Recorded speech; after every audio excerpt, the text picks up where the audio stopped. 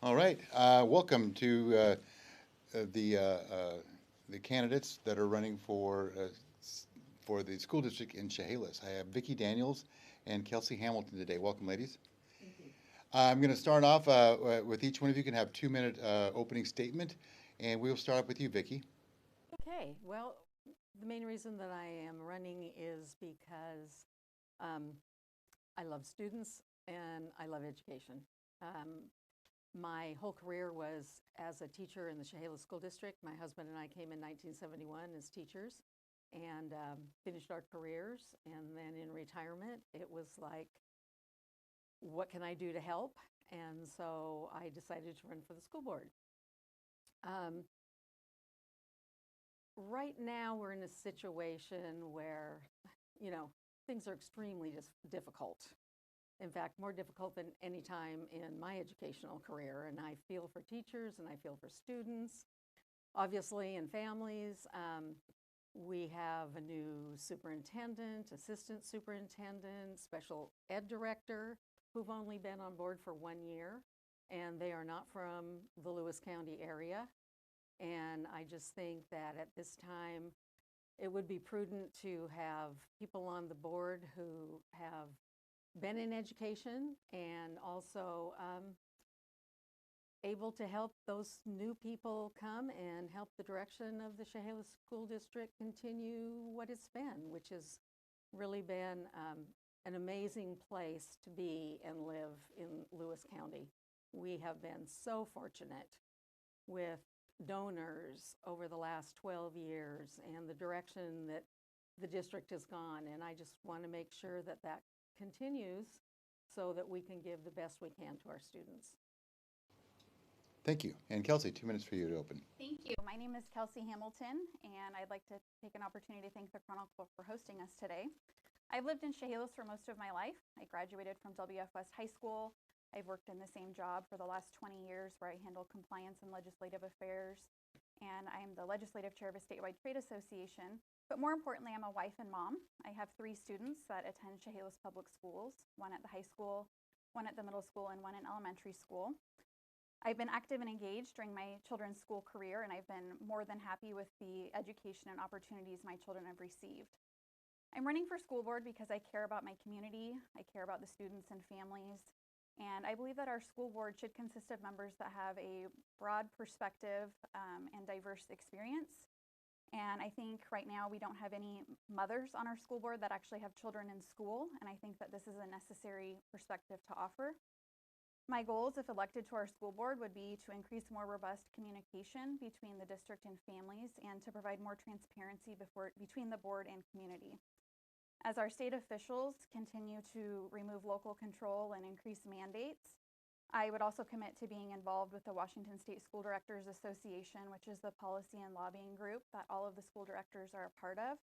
As this group creates model policies and procedures that are implemented in our school, I think it's important that our community is reflected in this association. My work in the private sector has given me experience working with a diverse group of stakeholders and opinions. I'm not afraid to ask hard questions or tackle hard problems. The role of school director is to be the voice of the community and to help create a vision for our schools. I've been preparing for this role by being active as a volunteer, as a mentor, as a committee member, and participating in school board meetings for the last few years. And I'm ready to jump in and serve in this capacity. Thank you. Okay, we will jump into the questions. There are 6 questions, and we will start off with you, Kelsey. Question number 1. For the last 2 years, 100% of WF West graduates have been admitted to college or trade school. This is part of the District Student Achievement Initiative.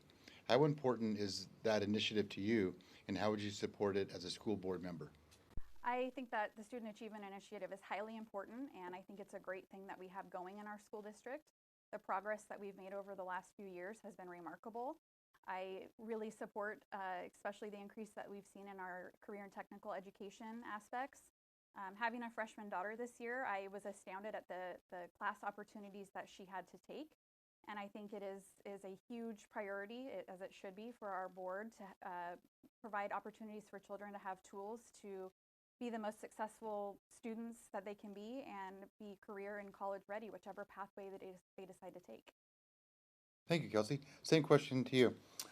Vicki, For the last 2 years, 100% of WFS graduates have been admitted to college or trade school. This is part of the district's Student Achievement Initiative.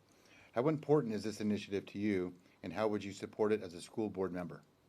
You know, it's been remarkable, and we, started this in 2013 with the Burke Group coming in and evaluating the school district, and we were told that we had great teachers, but they thought that they could even help us improve more.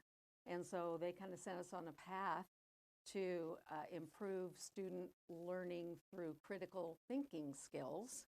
And then we had lots of teacher training and teachers going to other teachers' classrooms, not to critique the teacher, but to see maybe how they could improve their own classroom.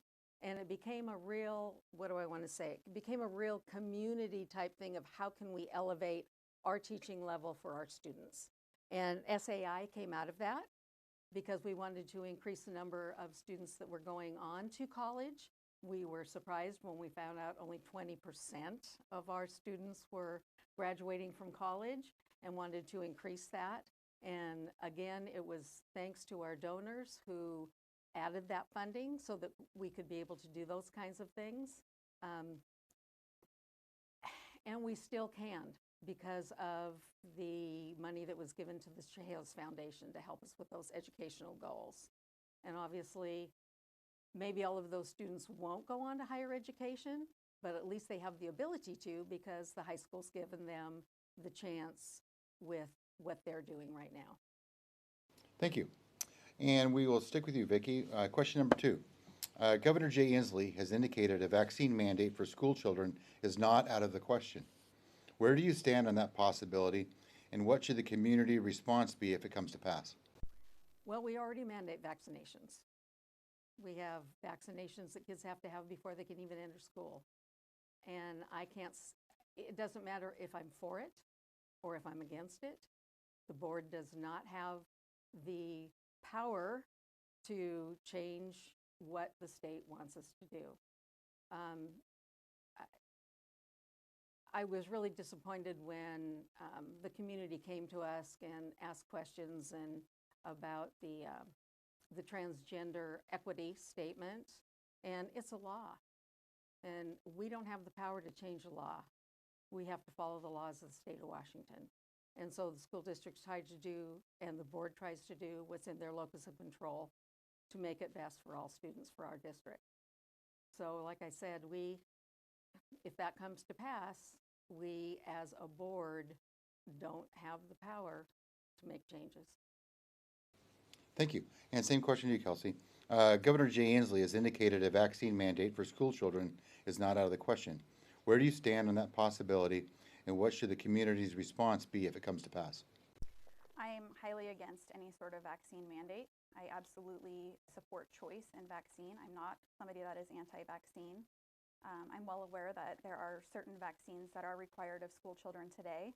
However, those vaccines have been around much longer and studied long-term effects much longer. As far as the community's response to that, I think that it's something that the community absolutely has the right to push back on. And I think if elected to the school board, I think it would be my role to represent the community's voice and push back and maybe band together with other school districts around the state that share concerns. I would advocate to the Washington State School Directors Association as a member of that group to have their lobbyists work with Governor Inslee to push back against that. And if it's ultimately something that is passed, I'm fully aware that we have to follow laws. And I would hope that the Chehalis School District would provide exemptions like they're doing a great job with for our teachers. And I would hope that maybe we would get a little bit creative if we had to provide distance learning opportunities for families that ultimately don't want to choose to have to vaccinate their child with a vaccine that's been around for less than a year. Thank you. All right, question number 3, moving right along. This is a quick one so far. And we'll stick with you on this one, Kelsey. Masks continue to be a controversial topic in some circles. Do you believe that they should be required in the classroom, or should students and parents have a choice? Well, if it was ultimately up to local control, I would support the opportunity for parents to choose what's best for their child. I think that mandating masks, it is controversial, although it's not quote unquote the hill that I'm going to die on. I do support, I think the first responsibility of the school district is to educate our children. And we can't educate our children without funding to do so. And I know that OSPI Superintendent Chris Regtall has been very clear that funding would be something that they would go after. I've paid attention to some of the other school districts in the county that have really researched this issue and seen that they've felt they didn't have any opportunity to challenge it. Ultimately, I think it's most important that our kids have the opportunity to be in school face to face with their teachers. I've talked to my kids about this. They would much rather have a mask on and be going to school than to be pulled out of school and those sorts of things. So in a perfect world, if it was up to local control, I would support parents having the right to choose for their child. But with the state that we're in and it being a mandate that ultimately would impact funding, I do support having the masks on the kids right now. And Vicki, same question to you. Masks continue to be a controversial topic in some circles. Do you believe they should be required in the classroom, or should students and parents have a choice? I have a physical education background and health background, so I'm kind of science-based in that regard. And so I will ultimately say that I'll follow the science. Um, I know that science changes, and that frustrates a lot of people. Things that they hear and things that I learned actually when I was in school are now not the case. Um, and and so our number one priority when kids are in school is their safety. And so we will do, or I would like to do, whatever it takes to keep our kids and our teachers and our staff safe. And if you follow the research, and there's been a lot of research out there with school districts in particular as to what's happened when masks aren't involved, the COVID rates go up dramatically compared to wearing masks and keeping COVID at bay. And so that is probably my number one thing, is keeping safety. And I've got grandkids that are in school, and just like Kelsey, they don't mind wearing the masks at all because they'd rather be in school than being home and having to do it over the internet. Thank you, Vicki. And we'll continue on with you then with question number 4. The Chehalis School Board, prompted by a state requirement, passed a gender-inclusive policy earlier this year to the chagrin of some parents who wanted the district to rebel. As the incumbent, defend your decision. As the challenger, explain what, if anything, you would have done differently. We have to follow the laws of the state of Washington, and it is a law. And so in that regard, we don't have a choice. In the first meeting, we understood that parents were upset. We actually tabled it to see what legally we could do in that regard. And we were told that even if we didn't pass it, it didn't matter. It was going to be our law anyway, and we had to follow the law. We don't want any repercussions against the district. That wouldn't be in the best interest of the children in our school district. And so we had to move forward in the next in the next board meeting to go ahead and approve the law. Yes, we can talk to our local officials about it.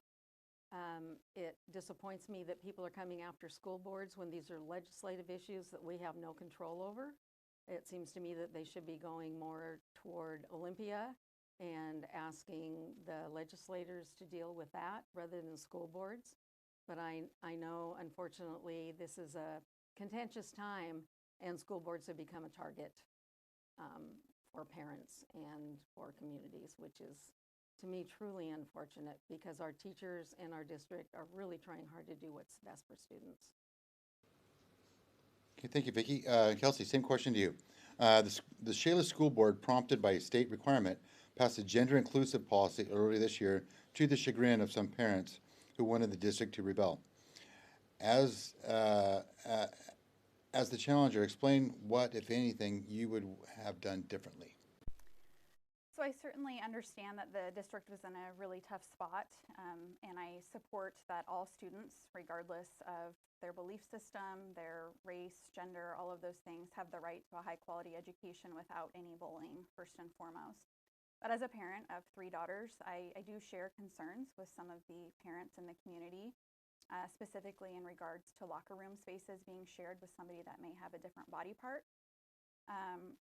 I think ultimately if the school board, as they adopted the model policy and procedure that again was created by the Washington State School Directors Association, I believe that they should have altered other policies and procedures, such as, not requiring students to change their clothes for PE, investing in more private spaces for children to change their clothes. Some of those types of things. I think that there were ways to address some of the concerns of the community and also following what the law says. I also just feel that a lot of the parents that were attending those meetings were just ultimately feeling like they weren't heard and that their concerns were just being blown off. I think, as all 5 of our school board members are members of the School Directors Association, even just saying that, we're happy to take your concerns back to the School Directors Association, who under the RCW is required to review the model policy and procedure periodically, that they could have asked for some modifications to be made. And then we got a rebuttal. I'm just going to say that we took it very seriously, and we always want our community and our parents to be heard. I think what bothered me the most is that we've been dealing with these things for quite a few years, and we've had absolutely no concerns. And the reason we've had no concerns is because teachers and administrators have taken care of the situation in the best way possible for students. I don't think that as a physical education teacher, that at the high school level, I would want to see students not necessarily dress down for physical education, because I think that we have found ways to deal with the situation in a good way. Hasn't so far seemed to bother anybody.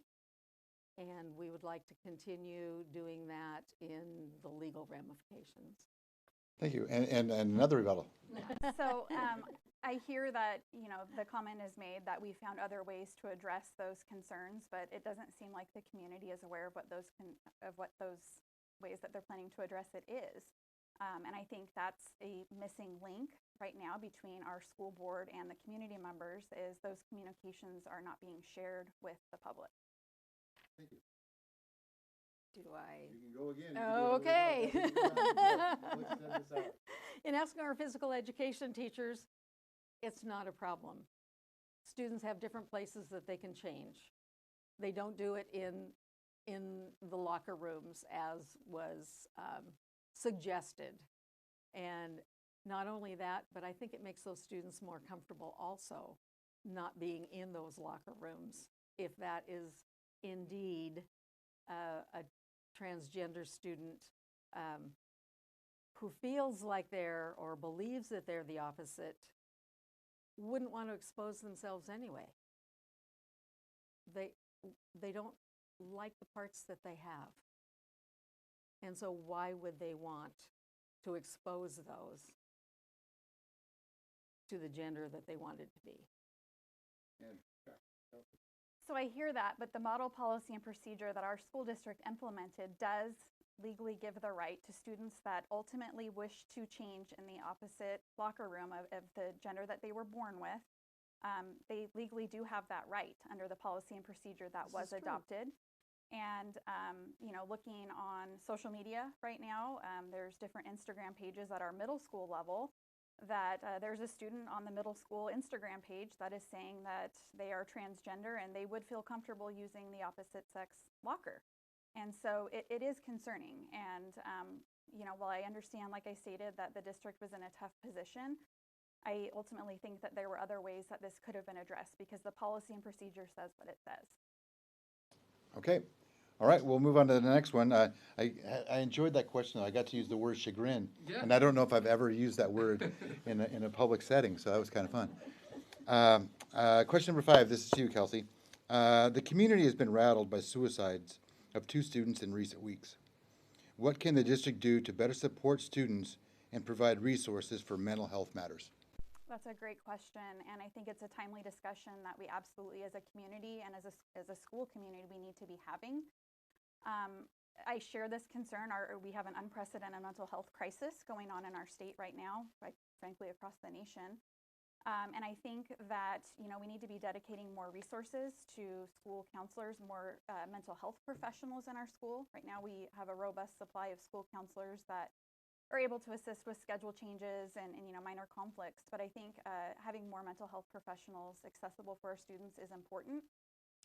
I would also support having these conversations more openly with our students. At WF West, we have the career and college readiness period, and at Chehalis Middle School this year, we've implemented Wildcat Time. And I think that those are both opportunities, during the day where we could start introducing some of these issues with our kids. And I think it needs to start with defining to them what the word depression means. Some of these kids are having these feelings and they don't know what it is that they're feeling. And so I think, giving them some tools to cope with that, some resources that are available, and helping them to be able to open up to parents and trusted adults of the feelings that they're having is absolutely the route we need to be taking. And same question to you, Vicki. The community has been rattled by the suicides of two students in recent weeks. What can the district do to better support students and provide resources for mental health matters? First of all, we have to take away the stigma of mental health. It's part of our physical health. And recently I just had the opportunity to have lunch with some high school students. And when I mentioned taking away the stigma of mental health, they were all nodding their heads. It's a part of us that we consider taboo sometimes, or it's the bad part. It's not. It's what drives us. It's what makes us who we are.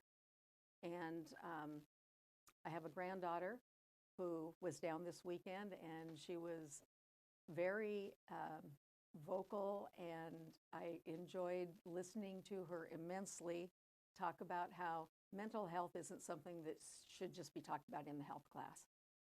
It should be talked about in all classes. We know that our teachers have a lot on their plates. They have curriculum, but curriculum's not the most important thing. And we have tried to encourage that for a number of years now, that the student is the most important thing. Because if we have students that are in trauma or dealing with mental health issues, they are not going to have the abilities to learn. And they're going to be restricted.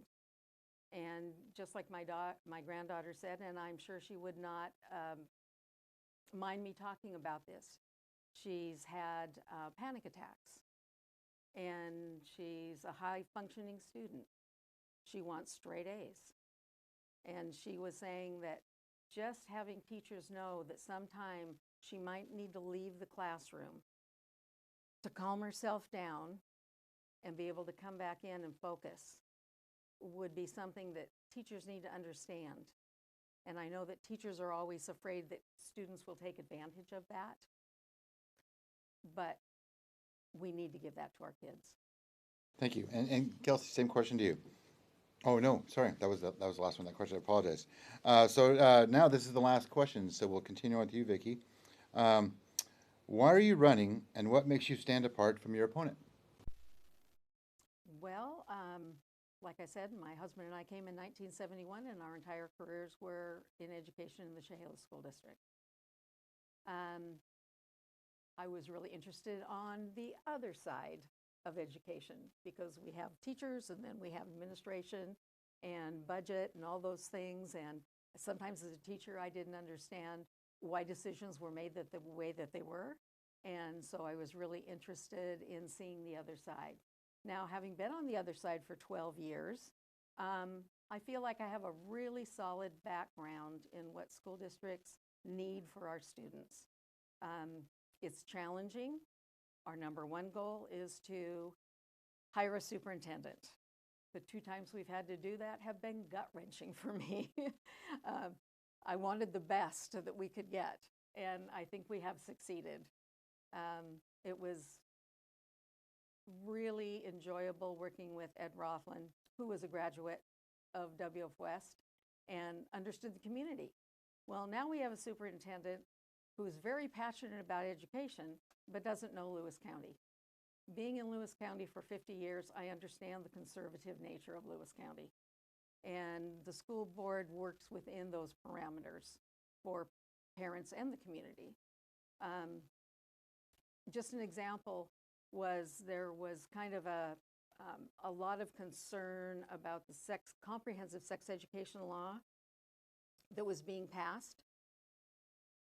And we had a lot of pushback on that and a lot of concern. And come to find out, our school district doesn't have to change a thing with our sex education program. It's going to be the same that it was before. But yet we had the controversy, and that was something that was disappointing to me. They just need to ask. Kelsey mentioned transparency. All you have to do is ask. And Kelsey, same question to you. Why are you running, and what makes you stand apart from your opponent? I'm running to offer voters a different perspective on our school board. As I stated before, I think that our school board should be made up of diverse perspectives and experiences on the board. We don't have any mothers of students on our school board. Regardless of to who's elected in the District 4 position, both of those candidates are retired teachers. And so I think voters do have the opportunity to have the teacher perspective and a mother perspective. As a parent that has daily interactions with our schools, because I have 3 different schools that my children attend, I believe that I have a good handle on areas that we're able to improve. And I know the challenges that families are facing in raising kids in today's world. It's very different from the world that I grew up in. And lastly, my youngest child is 8. I'm committed to having great schools for years to come. And I believe that I have the longevity, ahead of me to be a leader in our community. Thank you. All right, so now we will go into closing statements. That completes the question portion. So, Kelsey, I'll allot you 2 minutes for your closing. Thank you. So I've been a dedicated and proven advocate for students and families in our community. I am passionate about our schools and the students in them. As a parent to students myself, I know the importance of standing up for our children when it comes to their health, safety, and education. And we are facing challenging times with our public schools. We've got an unprecedented mental health crisis happening. We've got staffing shortages. We've got quarantine times that are taking place. We've got mandates coming and the erosion of local control. And we need directors that are willing to be champions for our students and families. I have never been one to sit back and complain. I always want to jump in and help and be somebody that looks to find solutions. I know that in order to be the voice of the community, I have to be willing to listen to the community. And I will commit to engaging with our community members, to listening, to understand concerns. I will make myself available to do that. I fully understand that the role is not always to bring personal opinion, but to really advocate for the rights of all students. And I believe that we need to continue to support our Student Achievement Initiative, where students have the opportunity to earn a high-quality education in a safe environment. And ultimately, I'd just be honored to earn the voters' vote to help continue the legacy of amazing schools where we continue to have community and parent trust. And if people want to know more about me, they can find information and how to engage with me on my website of hamiltonforschoolboard.com. Thank you again for the opportunity. Thank you, Kelsey. And Vicki, 2 minutes of closing for you as well. Ditto what she said. Kelsey and I are on the same page. We want what's best for students. And like I said, I think having the educational perspective has really helped me on the school board. When I first got on, I thought, oh, I'm going to know some things, right? I know about education. Boy, was I in for an eye-opener, because the other side has so many different issues to deal with in running a school district. And so having had those 12 years of experience has really helped me focus on what my role is as a school board member and how best I can serve those students through my role. Yes, I would like to be able to, as a teacher, almost go back and do it again because I have learned so much. And I love students. I love our community. I think we are very, very lucky as a small school district in Chehalis to have the opportunities that we have for our students. And I would just like to support the administration and the school board for some years ahead to establish that as a goal that we will continue. I just can't say enough about our teachers and our administrators and what they've gone through the last few years, along with our students. It just really, it really pains me to see what we've been through, but we want to try to come out on the other side, excuse me, the best that we can. Thank you, Vicki. All righty, I want to thank both of you for coming today, and that can conclude the debate with the Chehalis School District. So thank you, and we'll sign